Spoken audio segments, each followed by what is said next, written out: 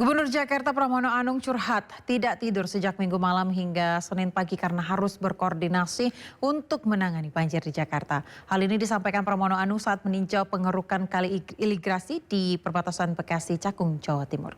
Maksud kami Jakarta Timur, pemirsa. Gubernur Jakarta Pramono Anung meninjau pengerukan kali irigasi di kawasan Cakung, perbatasan Bekasi, Jakarta Timur, Senin pagi. Pengerukan tersebut sebagai langkah untuk mencegah dan mitigasi banjir yang terjadi. Pramono menyebut pemerintah Provinsi Jakarta bekerja sama dengan Dinas Sumber Daya Air telah menyiagakan lebih dari 600 pompa untuk menangani banjir akibat curah hujan tinggi. Dalam kesempatan itu, Pramono curhat bahwa sejak Minggu malam hingga Senin pagi belum sempat tidur karena berkoordinasi untuk menangani banjir. Penanganan pengerukan di pinggir-pinggir Jakarta ini segera dilakukan karena ini menjadi prioritas utama.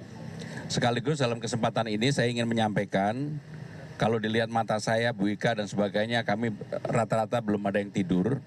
Karena memang baru pertama kali dalam kepemimpinan saya selama 4 bulan ini, inilah banjir yang terjadi bersamaan. Yang pertama adalah banjir kiriman, yang kedua adalah banjir karena curah hujan yang ada di tempat di Jakarta, yang ketiga pas bersamaan rob atau permukaan air lautnya naik. Pasti masyarakat Jakarta banyak yang tidak mengetahui bahwa permukaan air laut Jakarta baru turun jam 10.30 tadi malam. Sehingga baru saat itulah kemudian kita menggunakan pompa yang dimiliki oleh pemerintah Jakarta, kurang lebih 600. Dari 600 pompa itu karena airnya begitu banyak, akhirnya 10 pompa terbakar. Saya tadi barusan mendapatkan laporan dari Bu Ika. Dan sejak tadi malam praktis satu persatu wali kota Jakarta Utara, Jakarta Timur, Jakarta Barat, Jakarta Pusat, Jakarta Selatan, saya kontrol satu-satu sampai dengan jam 3 pagi pun kami masih berkomunikasi. Dan alhamdulillah kalau melihat apa yang dilakukan di Jakarta sekarang ini, banjir tinggal sedikit ada di Jakarta Timur dan sedikit di Barat. Praktis yang lain sudah tertangani dengan baik. Pihak Pemprov juga menyebut telah berkoordinasi dengan para wali kota untuk memastikan bantuan di lokasi banjir, seperti penggunaan perahu karet dan logistik lain. Dari Jakarta, Dias Triawan, iNews melaporkan.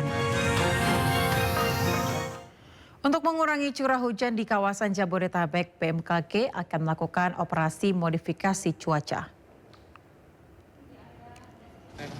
BMKG memulai operasi modifikasi cuaca pada Senin 7 Juli. Untuk itu pemirsa, BMKG berkoordinasi dengan Pemda Jakarta, Jawa Barat, dan BNPB. Poskomando operasi sementara ditetapkan di Halim Perdana Kusuma. Diharapkan modifikasi cuaca bisa mengurangi beban masyarakat dan daerah yang terdampak banjir.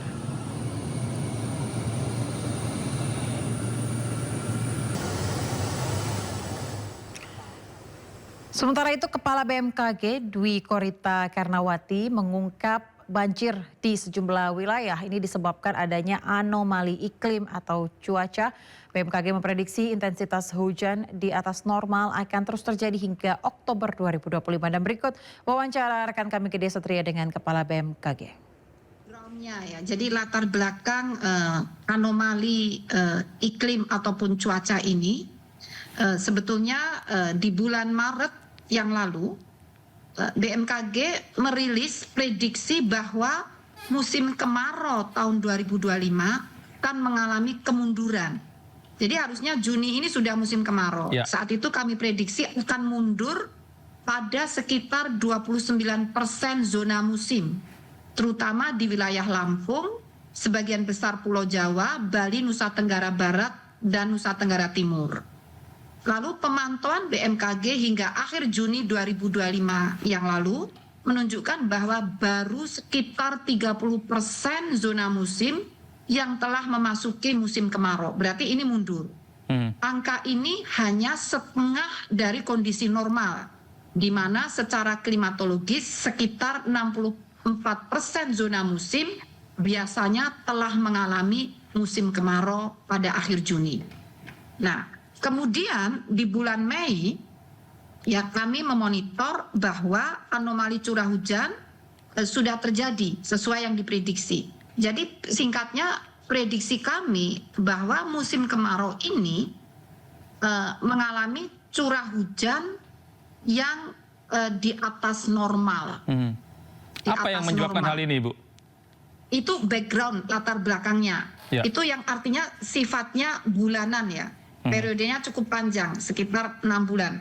Kami memprediksi sifat hujan di atas normal ini mulai terjadi bulan Mei hingga Oktober. Pemirsa, kita ke informasi lainnya, Gunung Lewotobi laki-laki kembali erupsi dahsyat. Tinggi kolom abu mencapai 18 km dengan disertai hujan pasir.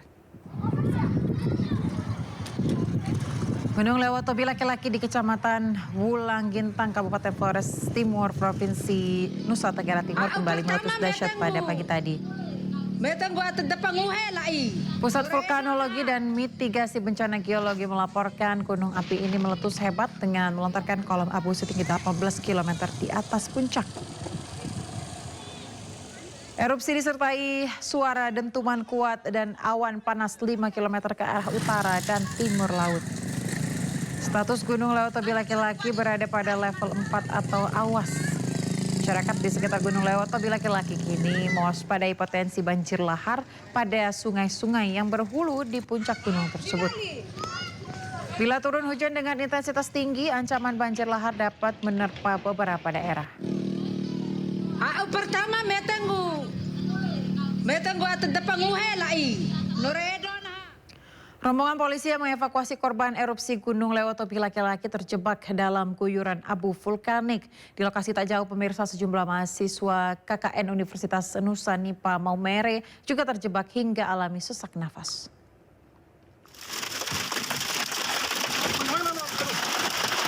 Oi, saya bisa buka ya? Oh, tidak bisa. Ngeri. Bisa apa ngeri? Itu apa tidak bantu? 19 personel kepolisian dari Bidokes Polda NTT dan anggota Polres Flores Timur sempat terjebak abu vulkanik dan hujan kerikil saat erupsi Gunung Lewotobi laki-laki di Flores Timur ketika sedang bertugas.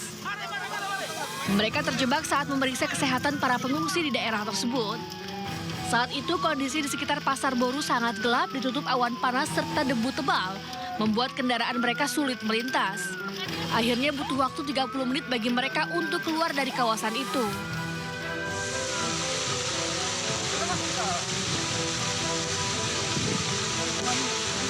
Hal serupa juga dialami sejumlah mahasiswa yang tengah menjalankan program KKN di Desa Unek Dueng, Kecamatan Talibura, Kabupaten Sika, Nusa Tenggara Timur. Mahasiswa lari sambil berteriak minta tolong. Salah satu mahasiswa harus dibopong oleh rekannya karena mengalami sesak nafas. Rektor Universitas Nusa Nipa membenarkan peristiwa tersebut dan menyatakan para mahasiswa telah dievakuasi ke lokasi yang aman dan mendapat perawatan. Pada saat itu mereka sedang berada di lokasi pendataan di beberapa dusun di Desa Unek Dueng, dan pada saat mereka sedang melakukan pendataan itu terjadi letusan atau erupsi Gunung Lewotobi, sehingga mereka kemudian mengevakuasikan diri mereka secara mandiri, dan salah satu teman mereka memang dalam kondisi menderita asma. Sementara itu Gunung Lewotobi laki-laki mengalami erupsi hingga Selasa pagi dengan 2 kali letusan dan tinggi 4.000 meter. Petugas pos pengamatan Gunung Api Lewotobi laki-laki mengimbau warga tidak melakukan aktivitas apapun dalam radius 6 hingga 7 km. Warga juga diminta untuk tenang dan mengikuti arahan Pemda. Dari Flores Timur NTT, Jody Nura, iNews melaporkan. 2 jenazah ditemukan pada pencarian hari keempat tenggelamnya KMP Tunu Pratama Jaya. Salah satunya telah teridentifikasi yang merupakan warga Kabupaten Kelungkung, Bali.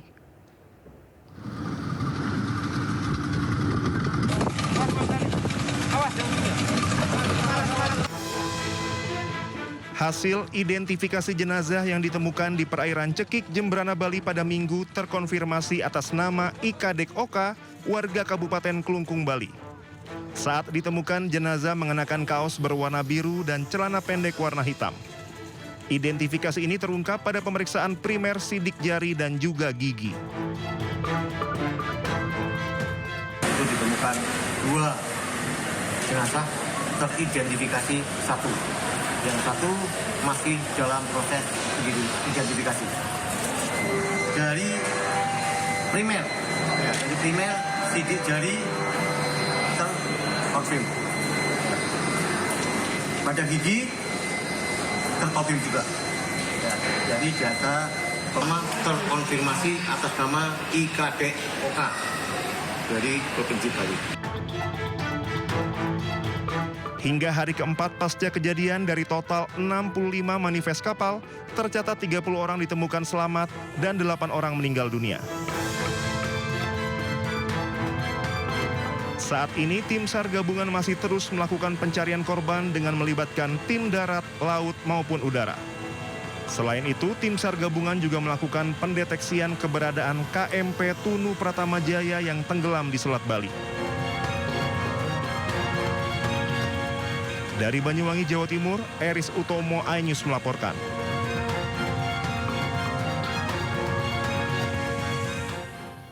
Komite Nasional Keselamatan Transportasi KNKT mengecek barang bukti sekoci yang digunakan 4 penumpang KMP Tunu Jaya untuk menyelamatkan diri. Pengecekan untuk mencari penyebab pasti tenggelamnya KMP Tunu Jaya Pratama di Selat Bali.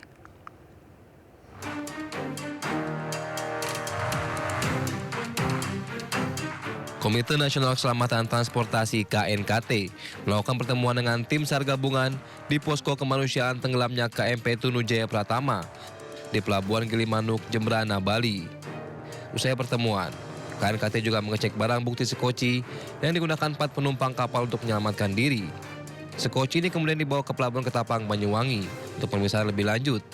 Selain sekoci, KNKT sebelumnya juga sudah memeriksa sejumlah barang bukti termasuk dokumen kapal untuk mengetahui penyebab kapal tenggelam yang hingga kini sudah menyebabkan 8 orang meninggal dunia. Pertemuannya kan banyak barang-barang dari penumpang dan sudah sebagian dibawa ke Ketapang. Kemarin juga kita sampaikan untuk warga penumpang dilihat dulu, nanti setelah kita selesai untuk kita gunakan untuk identifikasi oleh tim DBI, kemungkinan ada rambut, ada apa yang bisa dipakai untuk DNA. Sementara itu, tim SAR hingga saat ini masih melakukan pencarian 27 penumpang kapal yang masih hilang. Pencarian juga diperluas untuk menemukan bangkai kapal yang diduga kuat bergeser sekitar 800 meter dari lokasi awal kejadian di kedalaman 60 meter. Dari Jembrana, Bali, Nyoman Sudika, iNews melaporkan. Penyisiran bawah laut oleh tim SAR gabungan membuahkan hasil. Objek yang diduga kuat bangkai KMP Tunu Pratama Jaya berhasil terdeteksi. Tim SAR gabungan berhasil mendeteksi objek bawah laut yang diduga kuat sebagai bangkai KMP Tunu Pratama Jaya. Lokasi temuan bergeser sekitar 1 hingga 2 mil laut atau sekitar 800 meter dari titik awal kejadian. Kepala Basarnas menyebutkan deteksi dilakukan menggunakan alat citra sensor milik Dinas Navigasi Kementerian Perhubungan. Informasi ini disampaikan dalam rapat bersama Komisi 5 DPR RI. Sudah diketemukan dugaan titik terbaru dari LKK yang ada, sehingga hari ini KRI Spika akan sampai, kita akan melakukan proses pendeteksian bawah air dengan metode tahap 3 yaitu SSS, yaitu set scan sonar. Sementara itu pemirsa, dalam rapat dengan Komisi 5 DPR RI, Kepala Basarnas Marsikal Madya Muhammad Syafi'i menceritakan penemuan objek di bawah air yang diduga bangkai KMP Tunu Jaya. Objek tersebut terdeteksi memiliki panjang 50 hingga 60 meter. Untuk hari kedua sudah memulai mengerahkan unsur kapal yang memiliki sonar untuk mendetek di mana posisi kapal. Kemudian hari kedua pada saat itu kapal dari salah satu dari kapal sudah mendetek ada 2 titik lokasi yang memungkinkan objek itu panjangnya berkisar antara 50 sampai 60. Dan itu yang saat ini, hari ini memang sedang difokuskan di situ. Dan untuk memastikan memang kami membutuhkan perkuatan lagi dari TNI AL, dan TNI AL sedang mendatangkan dengan kekuatan yang ada di Hidros dan juga kapal yang memiliki kemampuan untuk mendeteksi secara persis